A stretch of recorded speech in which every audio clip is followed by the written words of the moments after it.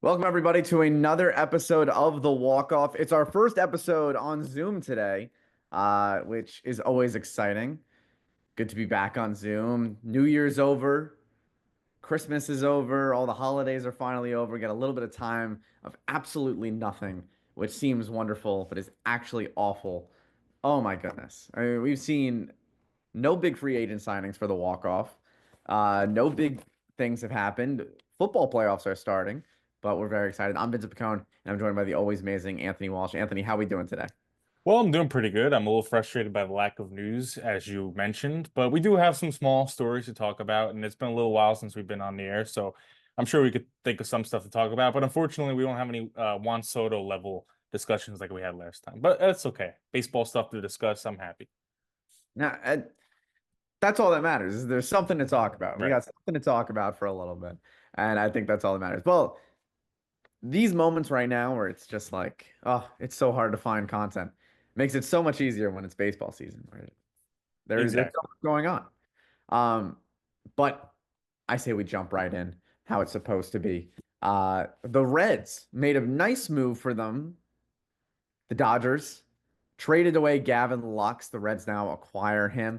Cincinnati traded for the competitive balance round, a pick 37th overall, and outfield prospect Mike Sirota uh, to the Dodgers for Gavin Lux, um, who hit 251 over the season, 10 home runs, 50 RBIs in 2024. Uh, Lux was recovering from an injury to start off the season, but had a nice second half, and we got to see a lot more of him. I saw this. His last at bat as a Dodger was the game tying sac fly in game 5 of the World Series. And then two batters later, the Dodgers would take the lead, and that's the game that they wanted. So he goes down as a champion. Um, Honestly, a little bit lackluster of a Dodgers career with him. I remember when he came up, he was supposed to be like this big thing. But that injury during spring training, I remember it. I think it was like him sliding or him trying to extend a triple or something. He just pulled something. It looked so rough. Yeah, Gavin Lux I always kind of view as like the one weak point in the Dodgers lineup. I mean, I remember even in the championship series against the Mets, like when he came up with like, all right, okay, like it's the one time I kind of relax. Not a terrible hitter, but like you mentioned, 250 last year. He's kind of stuck around that number his whole career now. Still only 27 years old though. He's not like he's some, veteran that maybe he could get a little bit better. Who knows? But the Reds, like, they do need something for that lineup. I mean, you go through a lot of the names aside from Ellie De La Cruz.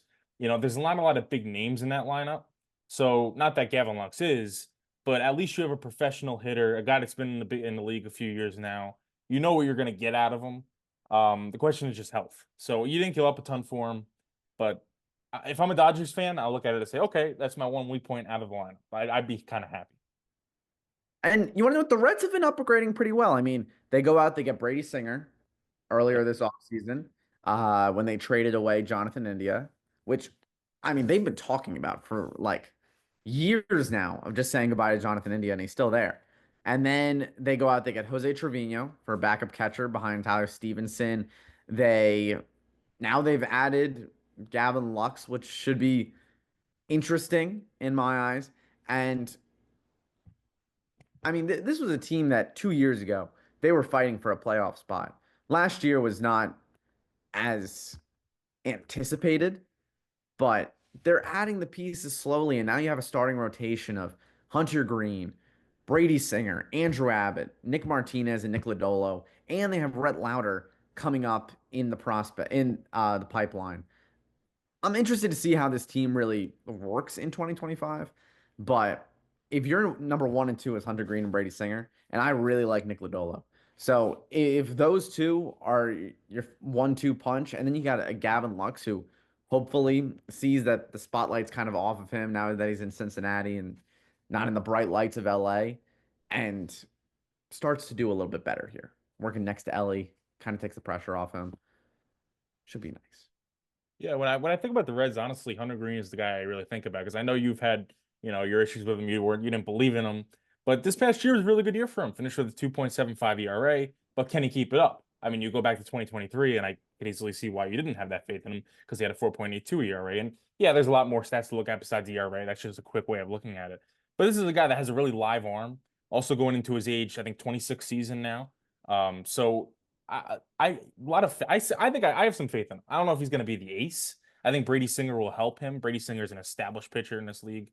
Um, I'm curious to see like, well, do you think he could be the ace? I don't think so. But 26 years old, he's capable of throwing that 100-mile-an-hour fastball. He has that protection in the rotation now. Could be. I don't know if I buy it yet. I don't know yet. I still can't say. I mean, his last 7 games of the season, he had a 113 ERA in 40 innings. He only gave up 5 runs in 7 games in 40 innings worth. And then, I mean, he dominated. He dominated. He just like his last 2 starts, he versus Chicago, 4 innings, 1 hit, 3 walks though. The walks is the only thing that scares me for. Yeah. But I mean, that's kind of the age of pitching that we're seeing now. It's just such a fast pitching lineup now. You want speed over control. And I think that's what you're going to get when you look at Hunter Green. Like he's the definition of that. He is speed and I would not be surprised if, he does later in his career, he just becomes a reliever. And he becomes a closer because he has the speed. He has no control whatsoever. I still cannot believe I cannot put all my chips in for Hunter Green yet. But we'll see. We'll see. But for the Dodgers aspect of this, I mean, they've just been looking to add everywhere they can. I mean, they got Ha-Seong Kim um earlier this offseason, and I don't know. I feel like I've heard it a lot, and I'm interested to know your take, Anthony, that last year that lineup that the Dodgers had is the weakest that we'll see in the next couple of years. What do you think about that? Yeah, I mean, it's easy to say that, but then again, you don't know. I mean, Otani could go tear his ACL in spring training, and then last year was the strongest. So you could say that on paper, yes, but nothing's guaranteed in this league. Like, and I used Otani as an example, but Mookie Betts is getting up there in age. I mean, anything could happen. And you could even just have down years. There's no guarantee that Mookie Betts is going to be, a 300 hitter for the rest of his career. I'm sure he will be very good for the next couple of years, but these guys are going to get older. But that being said, I mean, I didn't even realize they received a pretty good pick for Gavin Lux in this deal. I mean, everything that the Dodgers do seems on paper to be very, very smart. Obviously, they're the world champions, so they did something right. But I would struggle to say like 100% that that's going to be the weakest because that was like you could probably put that in the top 5 lineups we've ever seen. So to say that that's the weakest, that's tough for me. But it could be true, and if it is true, man, they're going to run the National League for a long time if that's true. It's terrifying. I mean, they kept Teoscar Hernandez, who they brought back. They signed, I said Ha-Seong Kim. They signed Hae-Sung Kim, uh, Yes. which is wrong. Here, wait. Give me 1 second. I'm gonna be right back. They signed Hae-Sung Kim from South Korea.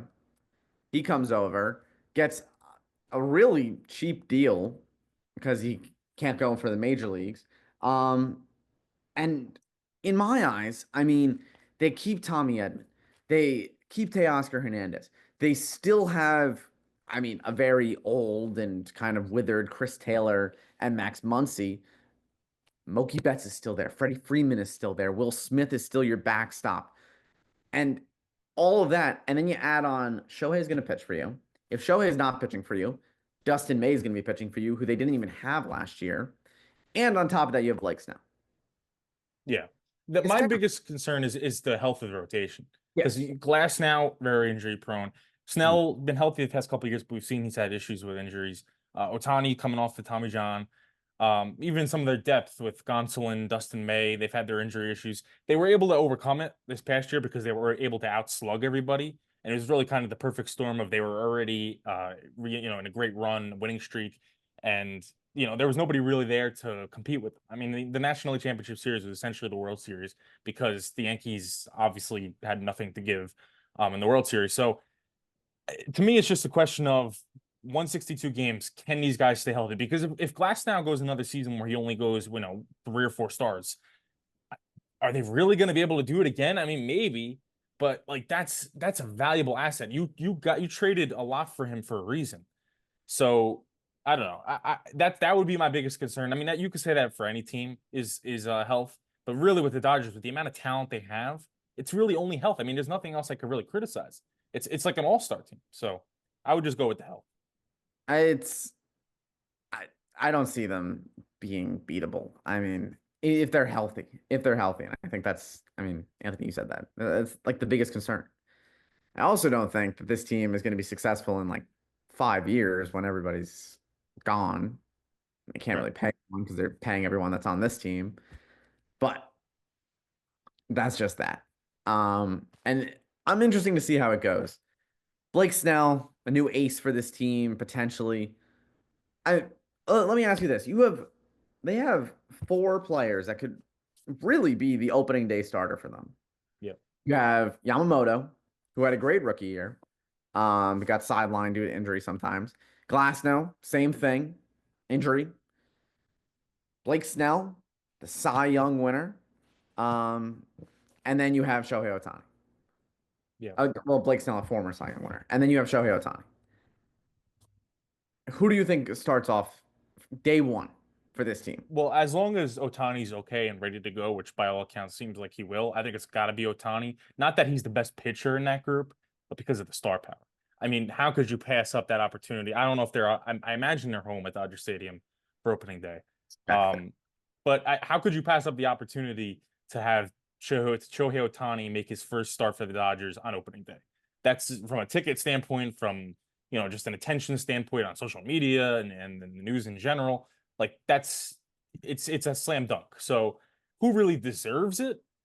I mean, I guess you could say Yamamoto because how well he ended that season.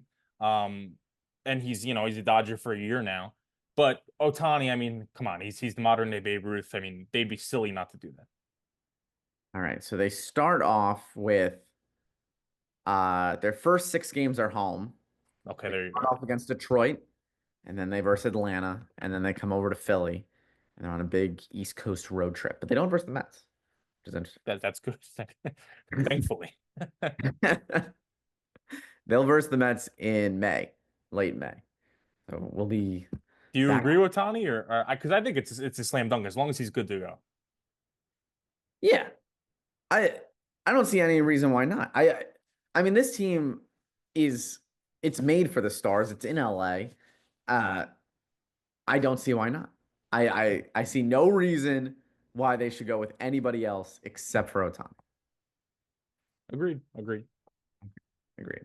Now moving on to our next story, moving from one California team to another California team. Well, not anymore.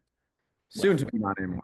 The Sacramento A's have extended Brent Rooker. Brent Rooker is going to get a 5 year, $60 million contract extension with a 6 year vesting option, and it is going to make him the key leader of this team. He hit 293 last year, 39 bombs, 112 RBIs, and a 927 OPS, becoming the first A's player to win a Silver Slugger since 2002. Excuse me. And he ranks seventh in MLB with a 164 WRC plus. Now, they've been doing a lot of moves this year. They signed Luis Severino. They even yeah. said that they were trying to get Max Fried, which they didn't, but they could have. Or they were making moves to. I heard who else? Well, they Was it gave an offer to Sean Manaea, but it was Shamanaya? yeah. It was significantly under what the Mets like no, not significantly like 10, 15 million under what the Mets gave him. But yeah. Walker Bueller. Walker Bueller was the guy I was thinking of. I Okay. heard that they were trying to get Bueller over there, and he was like, I don't want to play in a minor league ballpark again. And that was basically the end of the negotiation. Now, I I'm sad for this team.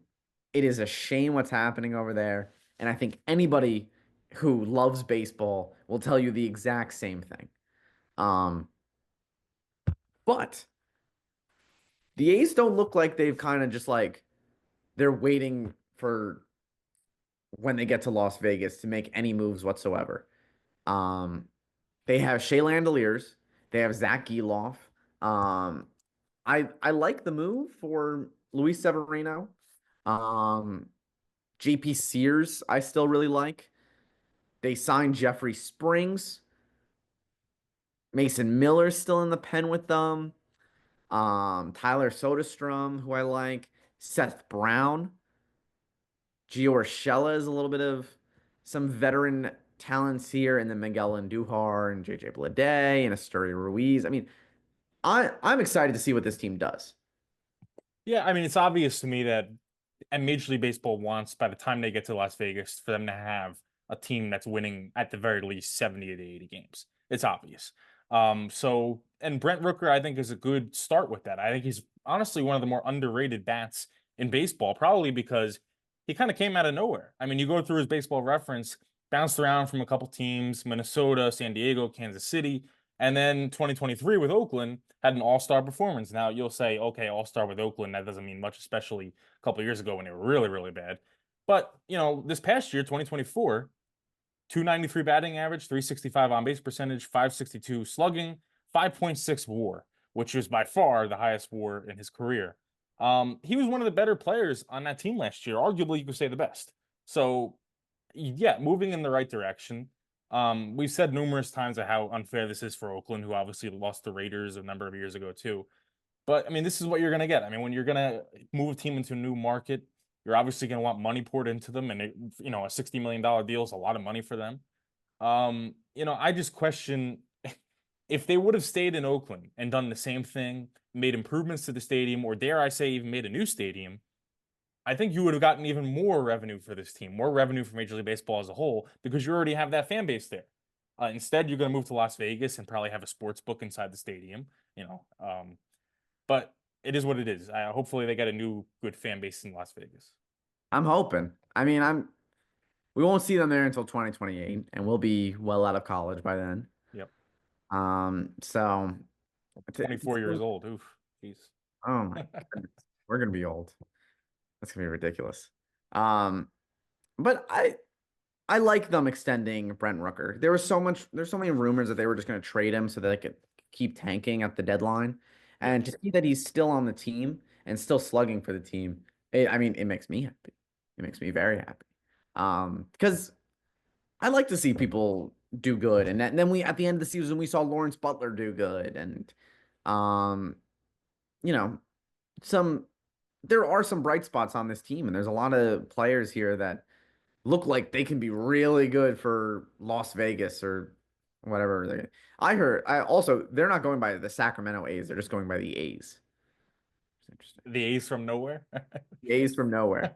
I think it's like ATH is their tri code that's going to be put on the thing. Oh, jeez. I don't know. I mean, I'll say this. I feel good for Brent Rooker. Like, he's one of these guys that didn't come up super young. Came up at 25 in 2020, only played 7 games. Um, but he's a guy that really didn't start to flourish until 28, 29, which is rare we see nowadays. I mean, honestly, it's the pressure is now to bring up guys even younger. Jackson Holiday came up at what, 20, 21 years old. So to have a guy that didn't make the big leagues until his mid 20s. He didn't even play that many games. He played 7 games in 2020, 58 in 21, 16 or 18 in 22.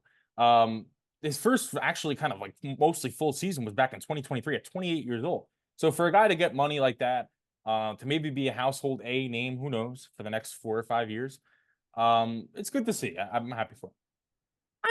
I always liked him. Like he was fun to watch. And when he started hitting home runs, it felt right. It felt right, and that's what Oakland needs. And to the I was worried that he was going to fall into a category of like a one season guy and a guy hit 30 home runs, and then the next year you never hear of him again. But he did it Yeah. both. He almost hit 40. Yeah. Almost hit 40. Some impressive stuff. And his hit total keeps on going up. He's 30 now, so I don't know. We'll have to see. Do you think that this team is as bad as people say it is? I feel like the moves that they're making this year, they're gonna be a team that improves a lot. Yeah. I could see it. They're not gonna be as bad as the Rockies, I don't think. No. I think the Rockies are significantly worse now. I think just the addition of Severino alone Not that he's, some Cy Young Award winner, but he'll go out there every fifth day, give you a solid 5, 6 innings of 1 to 2 run ball, on average. So if you have that and you put somewhat of a solid team together, you're good to have 65, 70 wins, probably. I mean, at the very least, you would hope. The Rockies, yeah, it's going to be a stretch to get to 65, 70. So I don't think they're going to be the worst in baseball. Like I said, I think Manfred's giving them a lot of pressure. Like, however many years from now they got to get to Vegas, they don't want to have a team that's as bad as they were last year in Vegas. Nobody's going to go outside of the tourists that go to the first month or two. So they have to field a competitive team. And I think that this is the start of that. So that's a good thing for baseball to take a positive and not just, I know we like to criticize the Oakland thing. I mean, it's good that we're finally, like in the NFL, there's a lot of criticism of there's too many bad teams. Week 18 was unwatchable because you only had a few good matchups. Hopefully now in Major League Baseball, we're watching that and saying, okay, let's make every team at least somewhat competitive. So you don't have the Dodgers going up against an A's team that's winning 50 games and it's unwatchable. So it's an overall better thing for baseball if the A's and if every team is more watchable. Let's see. I mean, the big thing about the Rockies, I mean, you are right that they are going to stink. It's like if you're comparing them to like the Marlins, right? The Marlins are gonna they're not gonna do good, but they don't have to versus the Dodgers as many times as the Rockies do and the Right. Diamondbacks do and all that. And another big thing that we haven't talked about on the show and hasn't uh because it was just a different we weren't recording at this time. But Corbin Burns is an Arizona Diamondback now. Yep. I like the move. I have some thoughts on it. I'm interested to know your take though, Anthony. How do you think he's really going to fit in this rotation? Well, I mean, I know there's been a lot of, I don't know if you've seen a lot of discussion on, well, his rate for his fastball isn't as good as, or not for his fastball, his rate for his curveball, slider, or whatever, his off speed stuff isn't as good as it was, his spin rate. And maybe his arm's starting to bother, like they're going to have concerns down the line. And that's true for any pitcher. But his numbers have been getting better and better, pretty much. I mean, coming off of a season that was an incredible season, finished fifth in the Cy Young voting. And there's going to be risk with any pitcher around his age. So I like it. I mean, you could criticize any. I don't know what your criticism is going to be, but I assume it's got to do something with the years and the money, which I understand. But I mean, if you're going to be competitive, you got to spend the money. If you're going to compete with the Dodgers, now the Mets with getting Soto, a team like the Diamondbacks has to spend, and you have to take risks. And what better risk to take than on a guy like this? Now, maybe these, sabermetric people are going to be right, and that his spin rates have been going down, and then we're going to see a steady, drop off. I don't know. I could go off based on what I know, which are the basic stats, and the basic stats have been very, very good. He's been an all-star every year since 2021. So I don't know. I like the move. You could have your criticisms about it, and maybe if it was the Dodgers that did it or the Mets that did it, you could have more criticisms, but for a team like the Diamondbacks, you kind of have to be happy that they're spending because they never spend. Okay, my criticism is not on the contract. Okay. Okay. I like the contract. I like the rotation that he's in. I think the Diamondbacks are gonna thrive with him on that rotation now. Uh, what they have Corbin Burns, Zach Gallen, Merrill Kelly, who I think is gonna fall off a little bit this year, and then Eduardo Rodriguez if he's healthy, and then Brandon Fat, who was phenomenal last year when well, I really liked watching him. He tore up the Phillies in 23. Struggled a little bit last year, but I think he has a lot of potential. My biggest problem is it's not for the Diamondbacks. I think the Diamondbacks did a great job. They're trying to rebuild this team in a multitude of ways and keep a competitive team on the field.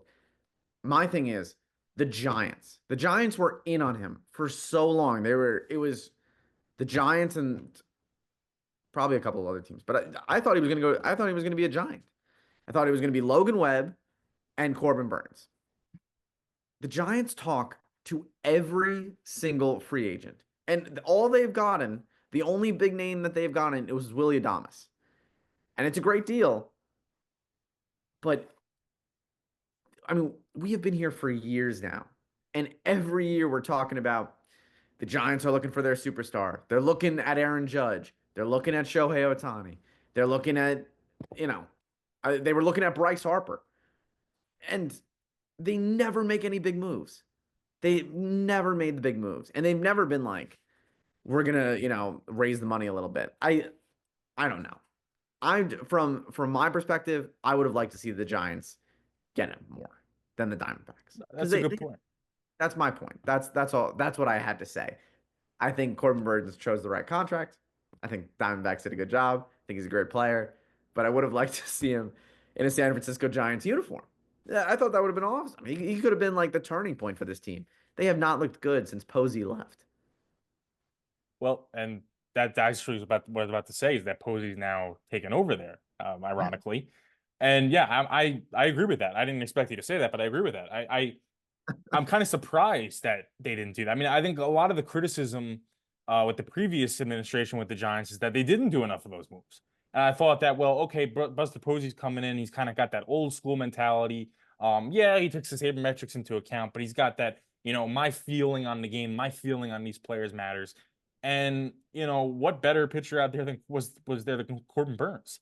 Um, I really think that if there was any team that was going to give him a lot of money and the deal that the Diamondbacks actually gave him, the Giants would have been one of those teams because nowadays it's so common you see you have the sabermetric guys in charge and they go every little inch, his spin rate was this, his ERA was this, the ERA plus was this, every advanced metric.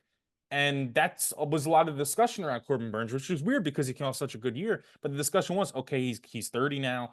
His spin rate's not as good. I don't know. I don't know. But a lot of the old timer baseball takes were, well, this is a guy that's coming off of an amazing year. He's an ace. Give him his money. Give him his years. Buster Posey's, at least I think, maybe I'm wrong, one of those guys that has that mentality. So I don't understand where the disconnect was. So yeah, good point. And especially because the Giants' rotation isn't that good. I mean, Robbie Ray is at the top of that rotation. Robbie Ray has been good, what, in like 4 years now? So I agree with you. I don't get that. I I just want to see them win because you want to know what the best. Anthony, you stop me if I'm wrong here, but the last like great core baseball team that we saw that like built around a really good core and we saw success from constantly was Brandon Crawford, Brandon Belt, Yep. Buster Posey, Hunter Pence in the outfield, Madison Bumgarner on the bump. Like those were great teams that they put out there, and they just you haven't seen anybody come up and been like, wow, that like that's really exciting. We saw Tyler Fitzgerald did good this year. But I still have my doubts about him. Mike Yastrzemski was a great prospect when he came up, and he's kind of like faded a little bit. Same with Patrick Bailey, just hasn't seemed like he has the same as he used to. I don't know. It's just in my eyes, they could be so much better, but they're not. And I will say, and it's the same reason why, there's so much deferred money in on the Dodgers payroll is because of the taxes. Like, Yeah. and this is a baseball show, not a how to use your money show, but I mean, they have.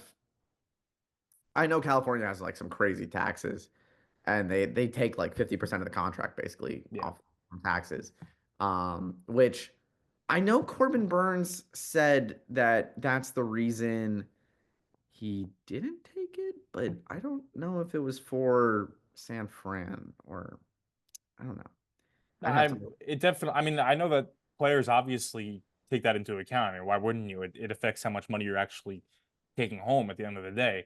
But like the other aspect to this is they're in the same division as the Arizona Diamondbacks, and this is a division that you could make a good case is the toughest division in baseball. You have the Padres, Dodgers, Diamondbacks, Giants aren't bad either. So yeah, I'm with you. That was a good point. I don't realistically, is anybody really going to compete with the Dodgers? Probably not. You don't know what's going to happen in terms of injuries, but probably not. Still, though, you can compete with the Padres. Padres are a very good team, but if you field a good team, you can compete with them. They have their flaws. Um, so to not make that addition, like honestly, I think aside from the Rockies, uh, the Giants are going to be. I don't think they're going to be a good team. I really don't. It's probably early to make a record prediction. But really, do I see them having any more than like 84, 85 wins? I don't Last year know. they had 81. There you go. And have they improved anything? No. They got Willie Adames, and that's it. Yeah. I don't think that's a big win margin. So this is Bob Nightingale tweeted out, I believe, yeah, like later the day of Corbin Burns getting signing. Corbin Burns was offered more by the Giants and Blue Jays, but big tax difference in Arizona, which is why he took the deal. And Which it's that probably you good got to for you. compete with that. I mean, you got to the Giants. I imagine said, well, you know what, we offered more, right? Like, sorry, that's the state you're in. Like, you can't control that. So offer more money if you really want them. But they didn't. I mean, you're dealing with like another thing is Scott Boras, which we've seen. I mean, I could go off for hours about the Pete Alonso situation. But that's what Scott Boras is. This whole league knows that. Like he's gonna wait to the last minute. He's gonna get every dollar out of these teams that he can, as he should. I mean, it's his job to make his clients get a good deal. But the Giants should have, and Buster Posey of all people who have been in this game as long as he has been, shouldn't have been surprised by that. Not that they were, but if they thought that just because they gave the bigger offer, they should have factored in that difference. Because Scott Boras is definitely factoring in that difference, and so was Corbin Burns, obviously. I think a big loophole is one, pay him more, and two, defer the money and Yeah. then hit him later. Which I mean is the reason why the Dodgers keep getting all these guys because they're just deferring money. They're saying we'll pay you this much now so you can live in LA, and we'll pay you this much later so you have the money. I don't know. I don't know. And coming up now on our final story, which I was interested in, there was a lot of stories out there. We saw Michael Lorenzen got re-signed by the Royals. We saw On a uh cheap deal, by the way. That surprised me. That was really cheap. Like, especially I, in this pitching market. I heard just a theory that maybe he could be used as because MLB rosters are only allowed to have 13 pitchers, Hmm. and Michael Lorenzen can hit.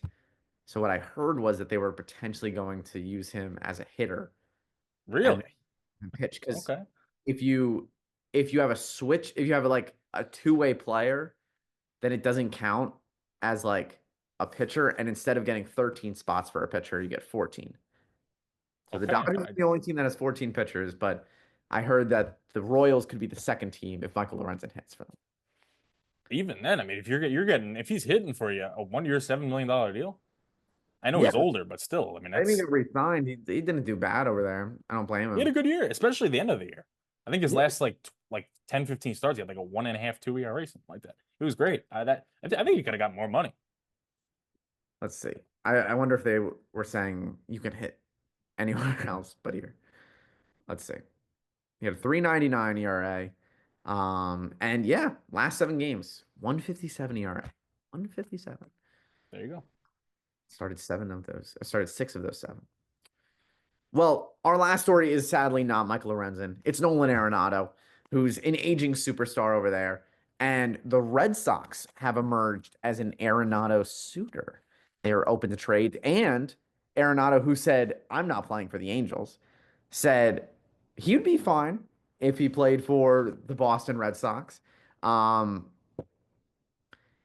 is this in part to Trevor Story being over there, who used to be a teammate of Nolan Arenado? Is this because the Red Sox look like they're going to be good? My big question is where are you going to put him? Yeah. Where in the lineup are you going to put him? Because third base is Rafael Devers. First base is going to be Tristan Casas, and I guess he could DH Casas. Um, and then play Arenado at first or play Devers at first. I mean, the trade hasn't even happened yet. Um, I don't know. First of all, it seems like the Cardinals are saying we're going to lose this season. That's what's going to happen. Arenado doesn't want to be there. I don't blame him for that. Still trying to get that first ring. Has I mean, he's never made it deep in the playoffs. What was the deepest that they actually got into the playoffs? Nolan Arenado, I don't think has ever played in a CS. No, I don't know because he was with the Rockies all those years and they never did anything. And the Cardinals haven't been in the championship series in the past 4 years. So no. They got, let's see, postseason batting. All right. He's never even played in a DS. He has played. All Oh no, he has. He's played in one in DS, 2018. Yeah. 2018 against the Brewers where he lost. Wow. Wild card games against Arizona, against Chicago. They won against Chicago. Then they played the NLDS against the Brewers. They lost. Wild card, one game back in 21, which they lost to the Dodgers in the year where the Giants were miraculously good for some reason, the fluke year. And Yeah. then the next year, well, they expanded the playoffs. He's 31, and they versed the Phillies. They lost. My goodness, he has won a total of how long was this DS? Let's check. He has won. He's won one single game in the playoffs. They Oh got man. swept in the DS. He's won the wild card. That's it. I don't blame him for wanting to get his money or No, go somewhere that's going to be in a playoff position. He's won one playoff game in his career. It was when he's 27. He is 33. He's going to be 34 by the season starts. yeah, and I'm with you on the Red Sox kind of being a weird destination for this for him Exactly. because I mean, unless he's gonna be half DH, half in the field, I don't really. I mean, Rafael Devers, you're not gonna move Rafael Devers from third. You're just not. He's perfectly fine there. Still very good hitter. And you're talking about Arenado that, yeah, if he was 4 or 5 years ago, what he was back then yeah, you'd move him. But he's not. And I mean, he's not as good of a third baseman anymore. He's not as good of a hitter anymore. He's still solid. He's not terrible. But I wouldn't move one of my best players for him, that's for sure. So I know he could veto any trade, I think one of his teams that he said yes to was the Mets, which is intriguing because if Alonso doesn't come back, maybe you move Arenado to first base, an area where a lot of guys, as they get older, move to. I mean, I remember Joe Mauer as a catcher. I know it's very common for catchers to move to first base, but when Joe Mauer got old and couldn't sit behind the plate for nine innings anymore, he went to first base and he was pretty solid there. And to move from third to first isn't a crazy switch, and it's an easier position. I wonder. I mean, I know David Stearns probably wouldn't be willing to give up a ton for him, and nor would he have to because I mean, what leverage do the Cardinals really have? Um, but I would be surprised if he goes to Boston because yeah, he'd be a fine DH, but don't most DHs have a good amount of home runs every year, and he's having less and less every year now? I don't know. It would seem like a weird fit to me. I agree. I I will say this. He, I mean, to go off your point, I mean, Mike Schmidt, who was a third baseman, played first Yeah. at the end of his career. Albert Pujols, who wasn't, I mean, predominantly a third baseman, but he did play third for a little bit of his career, and then he moved over to first.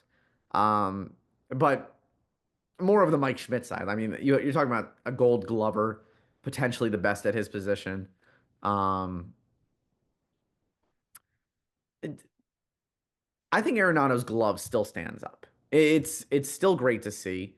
Um, he's I mean, he was a Gold Glove from 2013 to 2023 at the third base position. He's gone down since then, but looking at Devers, I mean, his defense wasn't awful. It wasn't great. Um, I don't know. I would I hate the trade? No. Would I be happy for Nolan Arenado? Yeah. I mean, he needs to go to a team that can make a playoff run. People always talk about, well, you want to know, I want to get Mike Trout his ring. I want to get Bryce Harper his ring. I want to get Aaron Judge his ring and all these names. Nolan Arenado has been putting in the work for so long. He's a 10-time Gold Glover, 5-time Silver Slugger, 6-time Platinum Glove winner, 8-time All-Star. He last year in his age 33 season, he hit 272 with I mean 16 home runs isn't a lot, but I mean, he was a leader on this team when Paul Goldschmidt has I mean, the age was starting to hurt him, and now he's going to be on a team that has really no prospects. This season is garbage for them. And I mean, how much is left in his contract? He has he I mean, he's signed through 2027.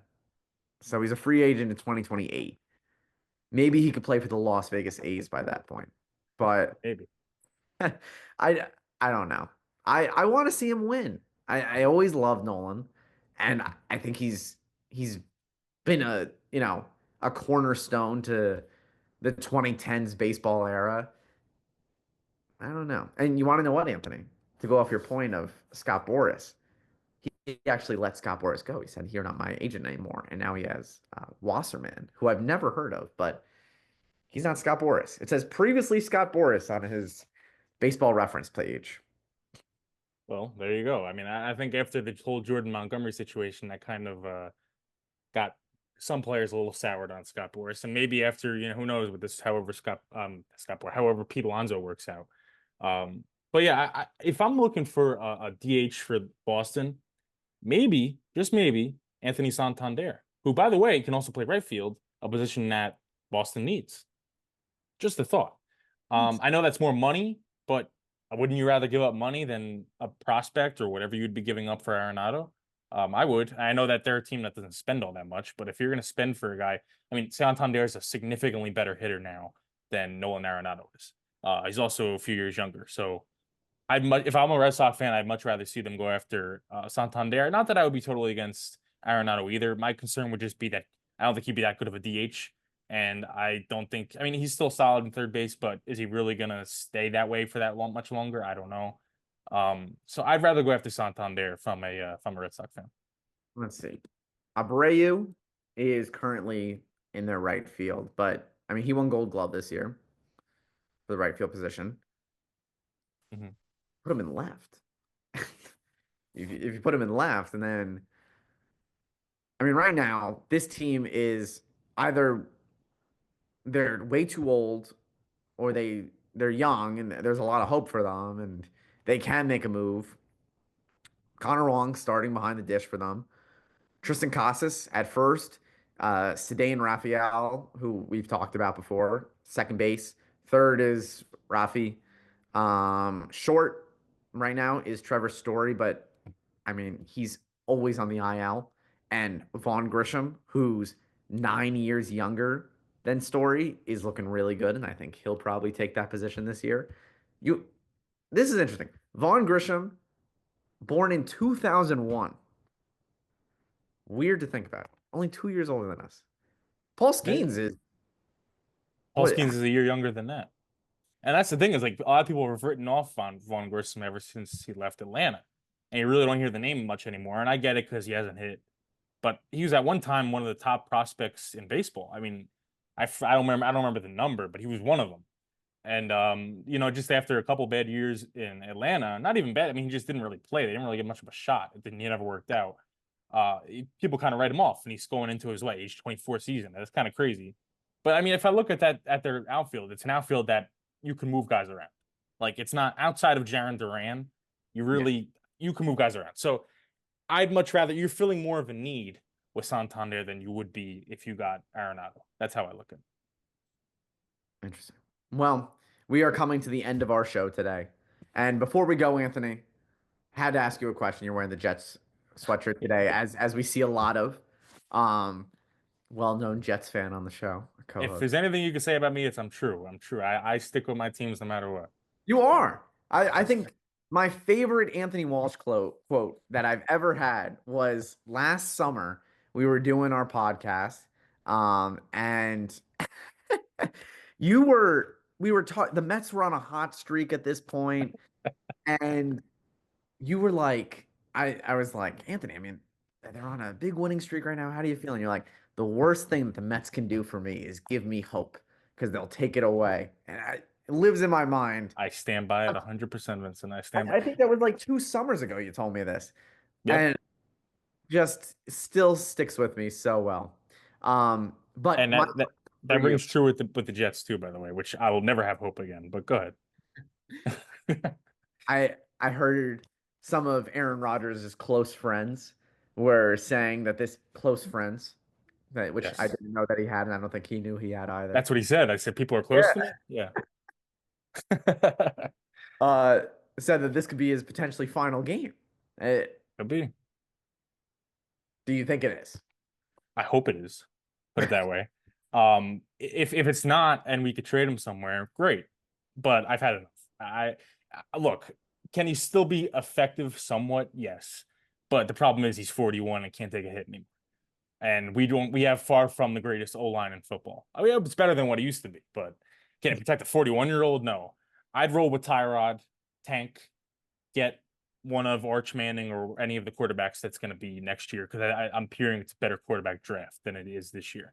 So, but the bottom line is I'm not going to have any hope because I had so much hope coming into this season. I went to the home opener. I was sitting there cheering when they beat the Patriots.